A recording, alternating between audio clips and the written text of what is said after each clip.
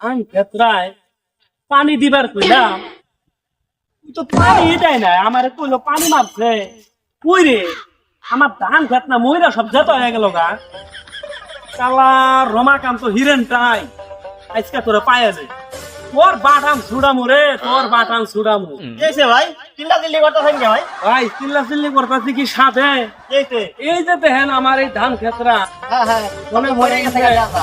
ওই রে তো বাবু খালা টুন্ডা কামাইলারে ফোন দিছি, হ্যাঁ ওই কয় ভাই খেতে পানি দিয়ে বাসায় দিছে।